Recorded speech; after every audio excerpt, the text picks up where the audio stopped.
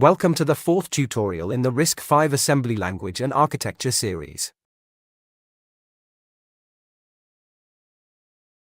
We've previously covered the basic architecture in RISC-V. We've talked about simulation, emulation, and cross-compilation. So if you do not have the necessary hardware, then you can use simulators. We've looked at the various tools, how to assemble, how to link, how to use GDB for debugging, and also how to use object dump for disassembling programs. We've interacted with the memory, so we have a good idea of the layout. And today, we're going to cover arithmetic and logic operations. We're going to look at basic functions such as addition, subtraction, multiplication, and division. We're also going to discuss shift operations, which will involve left and right shifts across a series of bits. Finally, we'll also look at AND, OR, exclusive OR, logical functions. Floating point will not be introduced at this juncture because there'll be a dedicated tutorial for that. So the discussion will be for non-floating point operations. Let's just rehash RISC-V data sizes. Word is 32 bits, a half word is 16 bits, and this can be signed or unsigned. And the byte width can be 8 bits, again. Signed or unsigned, double words are 64 bits. First of all, look at the addition instruction and examine the R-type form. So if it's an R-type, then it's going to involve two registers. So we add source register 1 and source register 2 together, placing the result into a destination register. In the example here, we have two source registers, we add them together and we get a result of hex FFDC999. When we use this instruction, add W, which is add word, then we're going to use 32-bit arithmetic because we discard the upper 32 bits from the source registers, and we only use the lower 32 bits, which are bits 0 through 31. The result is sign extended. If the value was positive, then it would be the same because the upper bits are 0. So we use sign extension to convert signed smaller numbers to signed larger values. So if the smaller numbers are based on 32 bits, to keep everything correct we're going to replicate bit 31, which is the signed bit in a 32-bit system, right up through to bit 63 on a larger 64-bit system. If sign extension is confusing, the following analogy should help. In decimal format, the leftmost digit of an odometer can be thought of as the sign digit, and here the sign digit is digit 3 with a value of 9. After 4 more iterations, the odometer will roll over to the value 0. So the current value is full less than 0 or minus 4. Now to represent this same value on a 5-digit odometer, the sign digit of the first odometer must be replicated over digits 4 through 5 on the newer odometer. Now we'll look at the add immediate instruction. This will only use one source register and the other operand will be the 12-bit immediate field that we discussed extensively in the previous tutorial. So here's some examples where you can see graphically what happens when we add these across. And, again, we're going to use sign extension if the case is required. Here's another example involving sign extension. So, to summarize, for the add immediate instruction, we'll use the full 64-bit architecture. But if we use add immediate with the W suffix, then this is unavailable in our RV32 architecture because the RV32 word is the natural XLEN data size. And this is why it's only available on our RV64 machine. If we look at the add immediate instruction on a 32-bit system, you can see on the screenshot that when we add the values, we get the value shown in the register. If we compare that result with the RV64 add immediate W instruction, you'll see that they are consistent. Note that both of these values are negative, whereas the RV64 add immediate is positive. This is very important that you understand the nuance. Let's look at some pseudo instructions. The instruction load immediate translates to load upper immediate T0 with the hex digits 1, 2, 3, 4, 5. Followed by add immediate to load in the lower 12 bits with the final result of 1, 2, 3, 4, 5, 6, 7, 8. This was covered in tutorial 3. When we use load immediate, from our perspective, we can do it with just the one instruction. In practice, load immediate on an RV64 system may be more than 2 native instructions and also involve shift operations. In contrast, the move instruction in this example has a simple 1-to-1 correspondence. Move T0 into T1 maps over to add immediate T1 with the source register T0 and an offset of 0. If we look at the subtract instruction, then we use sub for subtract, and we also have a subtract word variant as well. We're not too worried about the lack of the subtract immediate instruction because we can use addition with a negative value, so to subtract 6 we can simply add -6 using signed values. So if you look at the listing there, we've equated some constants, and we can load these and then we can subtract them. To take a specific instance, we're adding in the constant negative number that we've defined as -4. And we simply perform add immediate as shown here.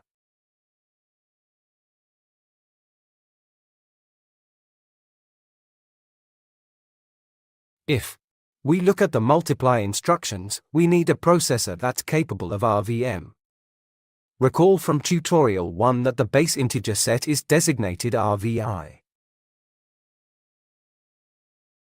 Most SBC hardware implementations these days will support the multiply instruction set as well.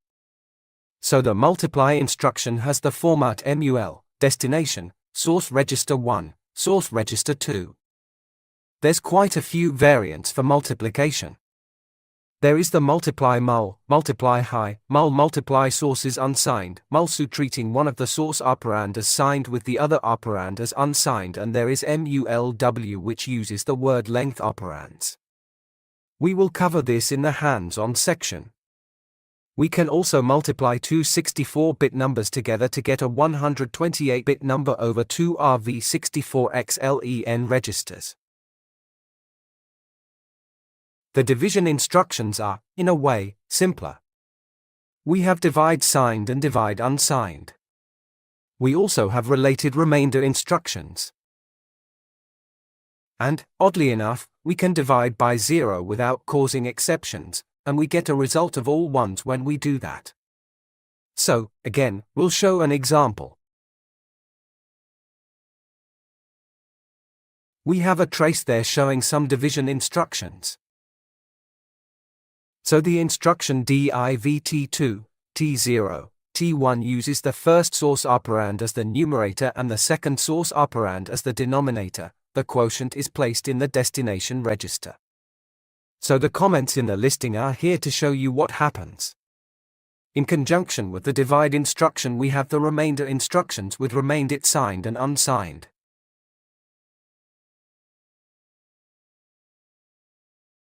If we divide by 0, which is shown here, we get a result of all ones.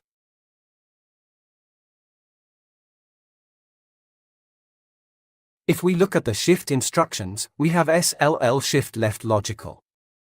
So basically, all the bits are shifted left by the amount given in the second register. If we execute SLLI shift left immediate, we can do a similar shift, except instead of using the second register to hold the shift count, we use an immediate value for that. We can shift right logical with SRL and shift right logical immediate. These instructions will pad the vacated bits with zeros. The shift right arithmetic immediate instruction shifts source register 1 bits rightwards by the count in the immediate field, but fills the moved empty bit positions with the value of RS1's most significant bit, putting the result in road if we are using RV64. We can, again, do the W word variant as well. When using RV32, we use the 5 least significant bits for the shift amount, and RV64 would use the 6 least significant bits.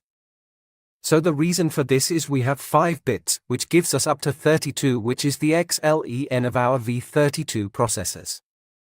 Any higher than that is illegal. And, similarly, with our V64, we can use up to 6 bits here, which will give us our 64-bit length, and, again, anything larger than that is illegal. So here's an instruction: shift left logical T0, T1 and put the resultant into T2. So here, T1 contains a value of 5, so we're going to shift it over 5 places. Here's the original T0 value, which is hex FFFFF1. We will shift this over by 5. So we take this one bit here, and it goes 1 are using 2, 3, 4, 5 places across, and all the other bits have all been moved over as well. And this gives us that result, hexadecimal 1FFF. E2. So that's simple enough. If we look at the listing, then we can see some variants of all these different types, and you can see the values here in the comments as a GDB trace, and, again, we'll run some of these instructions in the hands-on section of the tutorial. Now, we're going to look at some logical instructions. Here, we're looking at logical AND, logical OR, followed by exclusive OR, and finally logical NOT, which inverts the operand. You can study this to see the syntax and how the instructions behave.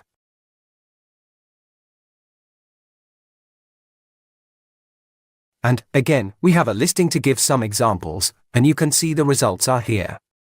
There's not too much to comment on at this point, but I think it's probably worth doing this in the hands-on section.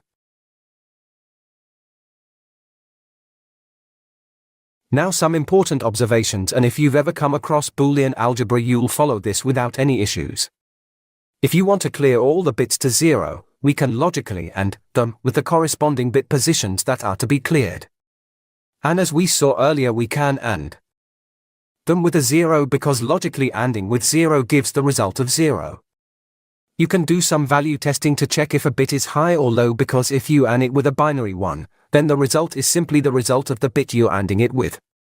There is a comment in the listing stating this Boolean rule, logically ANDing with x, so if x had been 0, you'd get 0. If x had been 1, you'd get a 1. The rule for logical OR is also discussed in the comments for Boolean algebra.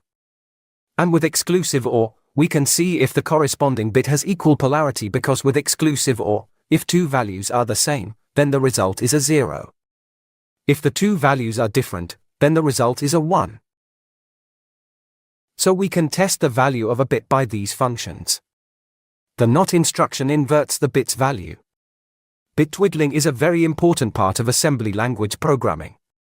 Quite often it is necessary to know the value of a particular bit in a register which might be conveying status information after some operation, and these instructions will help here. To take a specific example, if we wanted to know whether bit 3 was set to a 1, we would know by logically ANDing it with a bit mask of 8 hexadecimal. A return value of 0 meant that bit 3 was clear. A non-zero value meant that it was set.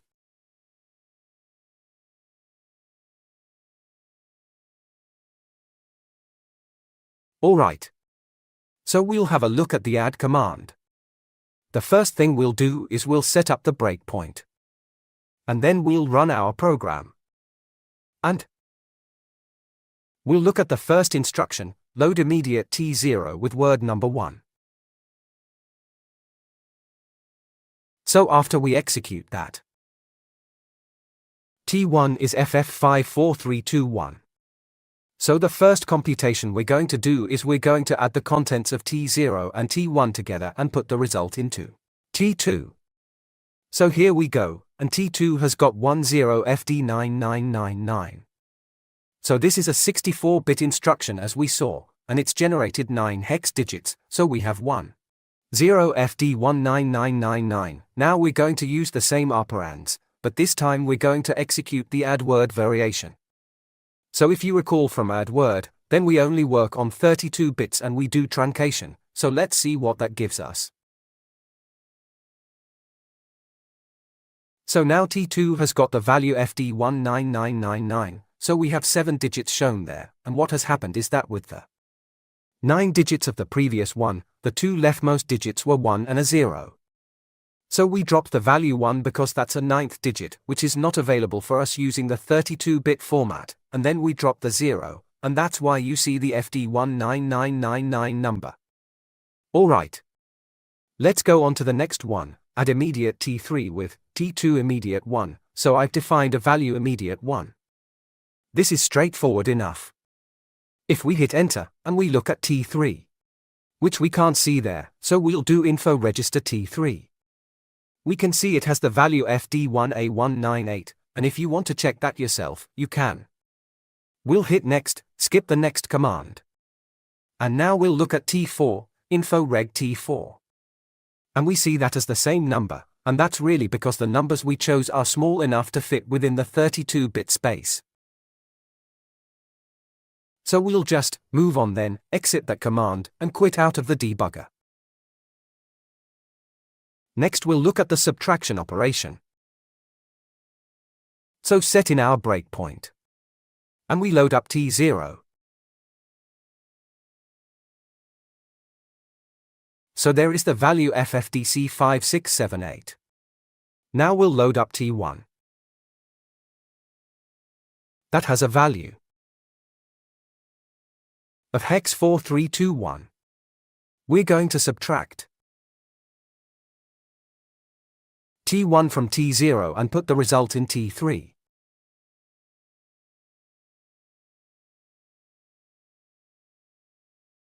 So T3 now has the value FFDC1357. So if you were to add 4321 back to that, you'd get the value that was in T0. Next, we'll look at T4.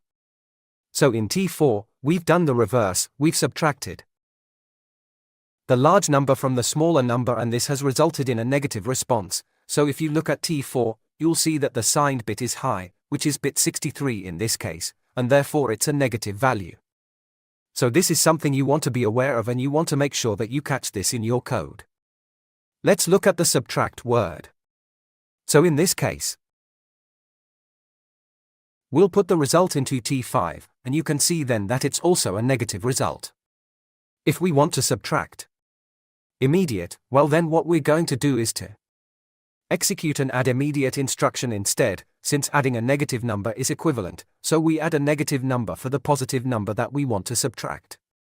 So if we look at this, we're going to put the result into T2, we will take the value that's in T1, which is 4321, and we're going to use the negative number symbol which has been defined already as -4. So when we add -4 to it, T2 now contains 431D. So you can see that that equates. And then we're going to exit the program. Okay. So now let's have a look at some multiplication.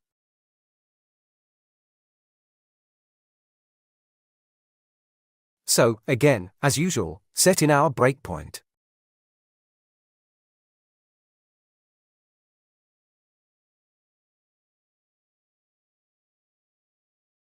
And the first thing we're going to do is run some load immediate instructions to seed registers T0 and T1, and also registers a 0 and a 1.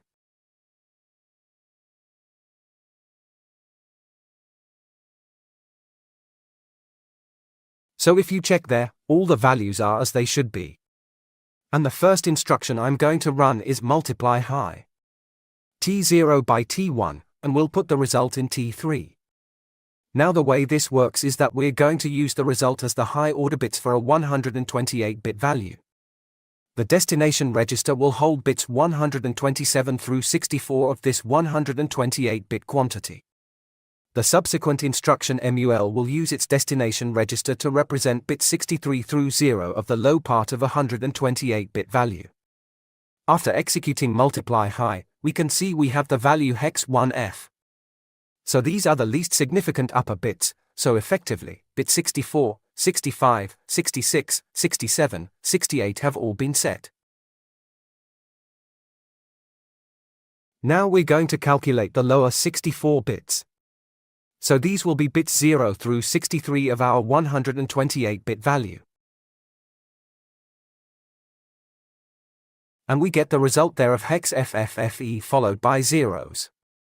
So we need to now concatenate them together. So we first of all have the number hex 1F that we generated the number from the multiply high instruction, and we join that up with the lower 64 bits. Line 19 of the trace shows you the complete 128-bit result. Let's have a look now at another instruction MULH-A2-A0-A1. We'll use A2 to hold the contents of the operands A0 and 1. Now we multiply A0 and A1. Examining A0 and A1, A0 holds 7FF and A1 holds 600.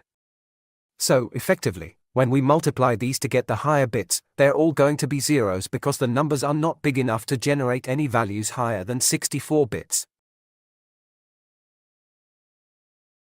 Now when you look at A2, the result is 0, which we expected. And then we multiply the low bits here using mul, and we get the value hex 2FFA00. So when we concatenate A2 with A3, the overall result is hex 2FFA00 with bits 64 through 127 all set to be 0.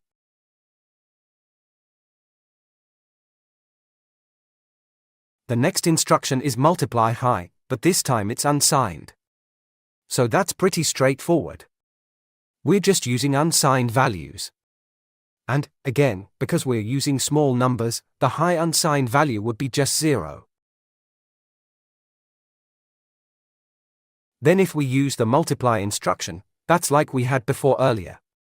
So it will be hex 2FA00 and the overall 64-bit result is the same. So you might like to try using different values to better familiarize yourself with the multiply variants. In this last example, we used small numbers, so we didn't encroach into the high-order 64 bits of the 128-bit value. Our next variant is multiply high SU. So what this is doing is it's using one of the operands as a signed value and one is unsigned. So you can see the first operand that we use, which in this case is T2, that's going to be signed. We're also using register T2 as the second operand, but this time it is used as an unsigned number. So we're multiplying the same value with unsigned representation by its signed representation. And when we do that, we get the value FFFFFFE000000400, as you can see there. And that's multiplication, so we'll exit that program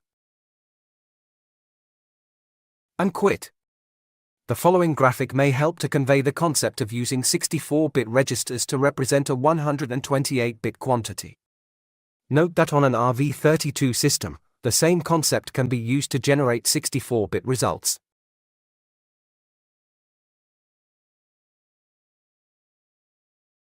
So now we'll have a look at division.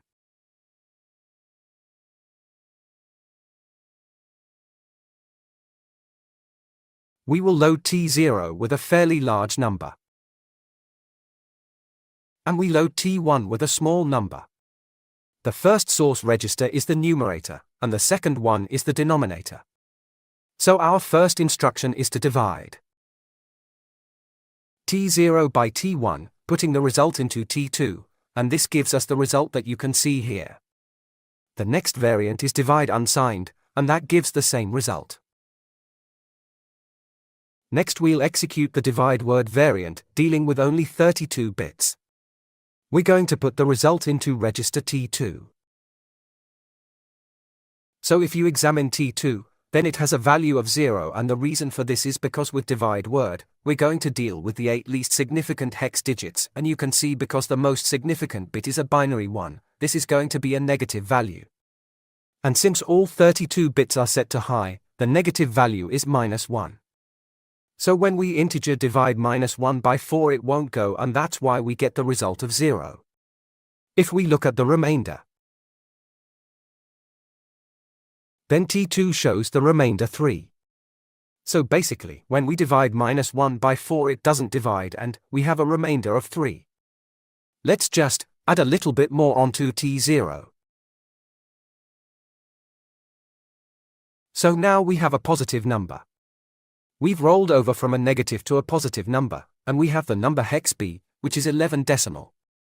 Now perform a division again. And this time when we divide 4 into 11, it goes twice. And then if we look at our remainder, we have remainder 3 as we would expect. The next variant is divide unsigned word, so that's similar. We will run the next remainder instruction with remainder unsigned just to finish the remainder instructions out. Our final division act is to see the effect of dividing by 0. We'll divide the value that's in T5 by the X0 register, which as you know is hardwired for 0. So we're dividing by 0 and putting the result into T6. So here, T6 is all ones, which is the signature we get when we divide by 0. So we'll quit that program and finish up.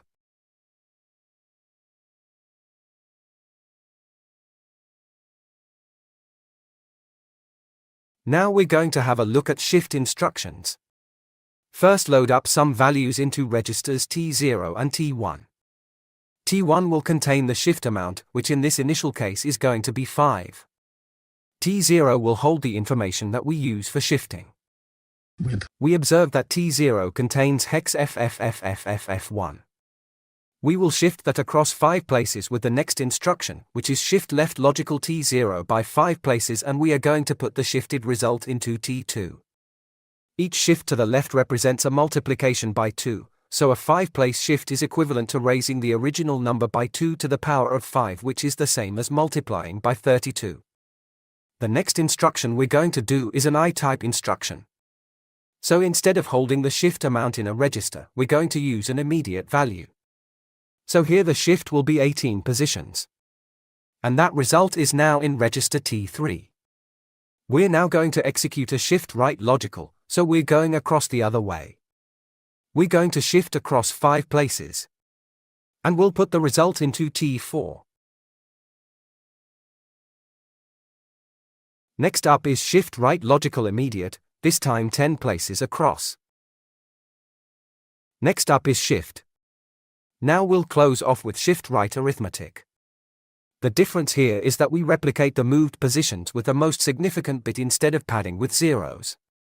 And then we'll follow up with the immediate version of that instruction. I'm going to round off this tutorial with the logic operations.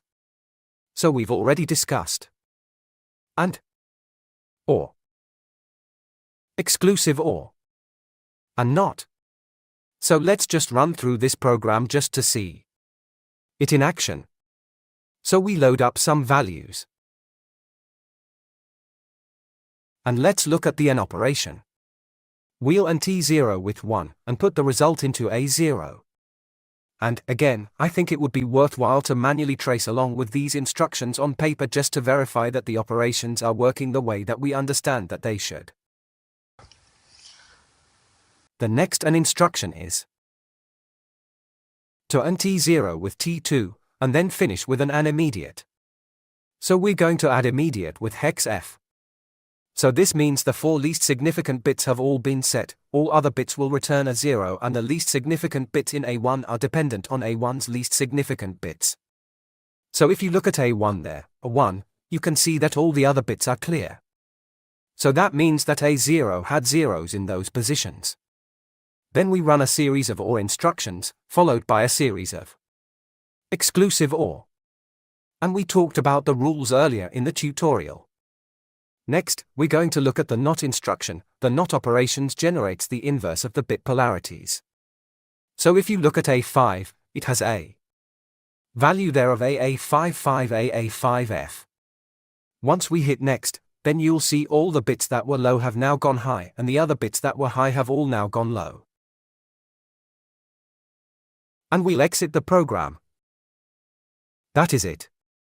So that ends tutorial 4. We covered quite a lot of ground there. We're next going to move on to tutorial 5, and we're going to look at areas like branching, looping, and jumps. It'll be a shorter tutorial than this one, so a little bit easier going. Again, thanks for watching, and you can check out my website RISC-Computing.com if you want to download some of the written material which will supplement this. Thanks again, and see you at tutorial 5.